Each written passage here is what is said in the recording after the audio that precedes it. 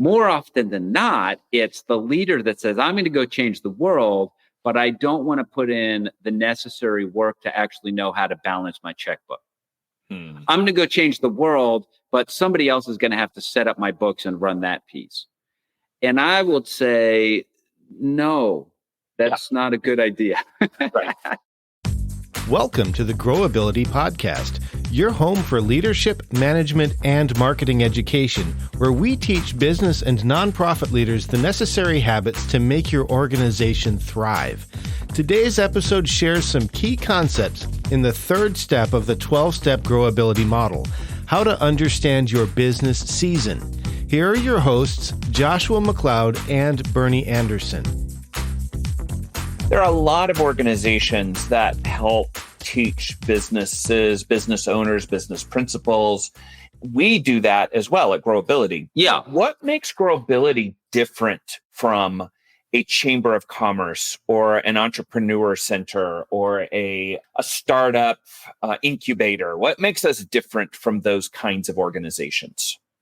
That's a really great question. When I started a business, I was looking at all of these options to help me grow my business. Like, okay, I'm going to go to the community college, get an MBA program, or I'm going to join an incubator, or I'm going to join an entrepreneur center, or I'm going to go down to my local chamber of commerce. When I started just looking at sort of the function of all of these different things, it really hit me that most of these organizations are not structured to help an organization over the long haul of the organization. That most of these organizations are structured for helping to provide a little bit of help depending on where you're at as an organization. So I'll give you an example. Who pays for the Entrepreneur Center?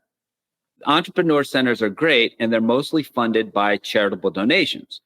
Well, where do the charitable donations come from? Well, the charitable donations come from organizations that acquire startups. Okay, so now think about that for a second. So here you've got an entrepreneur center that's funded by all of these organizations that acquire startups.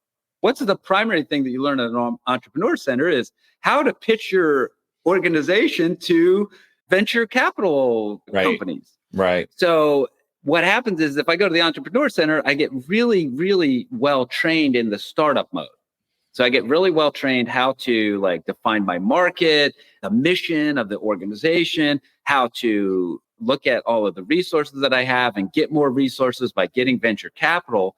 But what they're not really great at is they're not really great at helping you transition from startup to growth, from growth to maturity, from maturity to decline or renewal. So with Growability, one of the things that we want to help businesses through is not just launching up into the air so that you can sell your business to somebody else. We want to help you launch your business so that you can reach its full potential. And if you're going to sell it at the top of the curve, not like at the very bottom of the curve. Mm-hmm. Chambers of commerces are really great in communities, but I started thinking who pays for chambers of commerces? The businesses that already exist in the community pay for chambers of commerces. There's a sense in which if you don't invest in your chamber of commerce, you're not being a good citizen. But then I'm like, this feels like a tax. You're right. If I go to the chamber of commerce event, a lot of times it's like, hey, here's a bunch of bankers and here's a bunch of realtors and here's a bunch of banks and here's some marketing companies and things like that. And so what ends up happening is that the business connections are only super helpful to a select group of people. Right. When I want to go to a place, I want to go to a place where the people are just like me. And so sometimes at the Chamber of Commerce, that's what you're going to get. You're going to get people that are just like you.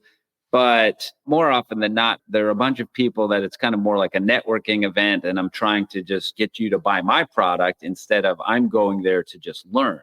So when I started Growability, I was like, hey, we've got to do everything that we can to connect people who are in similar situations, but they're not there to get customers. They're there to learn. So it's not so much about the connections, but it's really more focused on the education. The MBA programs are really helpful if you have an extra 80 grand laying around and, As we all several do. thousand hours, just, hey, I'm going to go get my MBA. Right. The challenge with an MBA program is if you're going to have your MBA, then you're going to really go work for a company that would need an MBA educated person. And most small businesses don't. So if I am not going to be doing a ton of strategic finance, and if I'm not going to be working with McKinsey, or I'm not going to go work I'm not going to be on the C-suite of some major corporation, but I actually want to start my own business, run my business, be in a community, make a difference, it's probably not a great idea to get an MBA. It would be a tenth of the cost and a tenth of the time investment to go through a Growability Collaborative or hire a Growability coach, and you'll get the level of education that you need to run your business with a whole toolkit.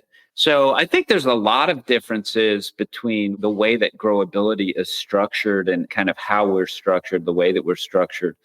Entrepreneurs need a comprehensive help throughout their startup phase, their growth phase, their maturity phase, and then their decline or renewal phase. And I think our tools are really designed for each of those stages. If you walk with us, we can walk with you all the way through all of them. If you don't walk with us, you still need to know the fundamentals of startup, growth, maturity, and decline and renewal, because you're going to go through them anyway.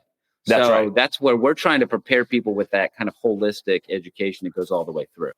A lot of times people who start businesses, kind of like we talked before, start with that passion thing.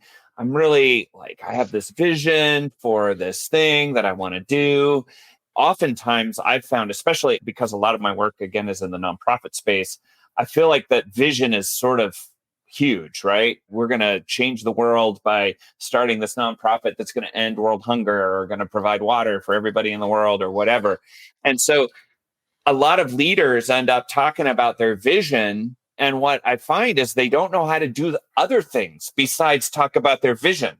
Yeah. So could you just walk us through maybe what are some of the other aspects that people who are running a business or who are leading a nonprofit, they need to do more than just think about the vision all the time? What are the other things they need to know how to do or have a team that knows how to do? So there are 5 key areas of organizational management. Those 5 key areas for running any organization are leadership, resource management, teamwork, operations, and marketing. If I want to start a business, or if I want to run a business, or I'm going to take over a business, or I'm going to start managing a business, I've got to look at, okay, how healthy is our organization in leadership? How healthy is our organization in resource management? How healthy is our organization in teamwork? How healthy is our organization in operations? How healthy is our organization in marketing? If I want to go change the world, that's the leadership question. What's the positive change that can be? What's my acorn? What am I going to do? How am I going to go make a difference? But there's a huge difference between I'm going to go change the world and I have $100, or I'm going to go change the world and I have $100 million. So the resource is the first filter that you have to go through as a leader. I'm going to go change the world and I'm incredibly talented, or I'm going to go change the world and I'm not talented. I'm going to go change the world and I have an extra 5 minutes a week, or I'm going to go change the world and I have an extra 50 hours a week. All of these things make a difference. The first thing I've got to filter through is my resource management.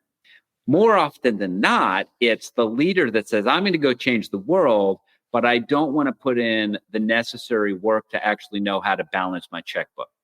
I'm going to go change the world, but somebody else is going to have to set up my books and run that piece. And I would say, no, that's not a good idea. Right. If you're going to go change the world, first learn how to balance your checkbook. Right. Once I look at that, the most important resource in any organization is the team. How healthy is my team? What's going on in our teamwork as an organization? Then I need to look at my systems. What is the way that we balance the checkbook? What's the way that we post on social media? What's the way that we do the creation, production, and distribution of our product or service? And then all of that creates stories that I then bring out to the market. So now I'm looking at marketing. In an organization, there's this continual circle of leadership filters through the resource. The most important resource is the team. The combination of leadership, resource, and team is the operations. This is how we do what we do that creates stories that I then market that grows our resource. And then leadership filters through the resource. The most important resource is the team. The combination of that is the operation that creates new stories that we then market. And now our leadership has a new consideration. So there's this continual cycle. But as an organization, if I'm even going to think about running an organization, starting an organization, who's going to lead it? How are we going to manage our resources? Who's going to be on the team? How are we going to build our systems and processes? And how are we going to market this thing? Where are we going to get this out? That's a lot of what you learn through going through a Growability Collaborative is to focus on those things. Yeah, one of the most important tools that we have is the Growability Score. That helps leaders to understand where it is that they are not completing the circle. I mean, you kind of demonstrated that circle. And I think a lot of times people, organizations, leaders will get around and they're getting stuck somewhere in that circle. Like our teamwork, it may be resource management. It could be as early as that. It may be, somewhere at the marketing stage of things or operations. But so many people are getting stuck somewhere. And the problem is they don't know where they're getting stuck. And I'm like, we're not able to complete the thing. And I think that's one of the most powerful things that we provide to business owners and to nonprofit leaders and to anybody leading an organization as a tool to evaluate and assess, this is where I'm getting stuck. And we do that through our Growability Score process, which I think is a really incredibly valuable tool for those leaders. When you start a business, you have no concept of all of that. That's right. So that's why I'm saying if you're not already fascinated with working on the business, building strategic health in the leadership and the resource management, the teamwork and the operations and the marketing, then it really is better to go join somebody that is super fascinated with that, who wants to spend their life building those things, because otherwise you're just going to be frustrated. Not everybody is cut out for kind of strategic and organizational management. There's a ton of leadership that is really more about just accomplishing specific tasks and not balancing and managing all of the tasks. Entrepreneurs, leaders of organizations, really have to continually improve the processes, the systems, the teamwork, the resource management, the goal setting in the organization. Right. And that's what we do. We help those leaders to do that. Yep.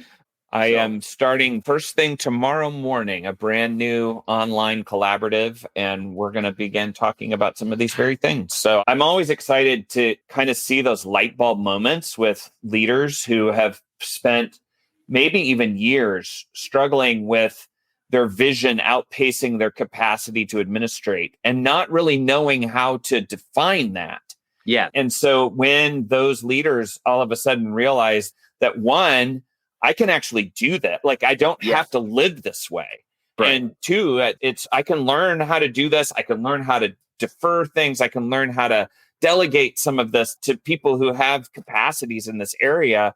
All of a sudden, their organization begins to flourish. And we love it when that happens, right? Absolutely. Absolutely. So on that, Bernie, for all of those leaders, what are you going to say to those people? I'm going to say that you are doing better than you think, and you have more potential than you know, and that you will grow with us when you grow with Growability. Have a great one, Joshua. We'll see you later. Thanks, Bernie. Bye. Thank you for listening to the Growability Podcast. The mission of Growability is to equip leaders to flourish in their life and work by developing vision, rhythm, and community. To discover the necessary habits to make your organization thrive, visit growability.com and speak with a certified Growability coach. Joshua and Bernie are also available for speaking engagements, workshops, and conferences. Subscribing to this podcast helps Growability equip leaders throughout the world, and we appreciate your support. Please consider sponsoring an episode or sharing with a friend.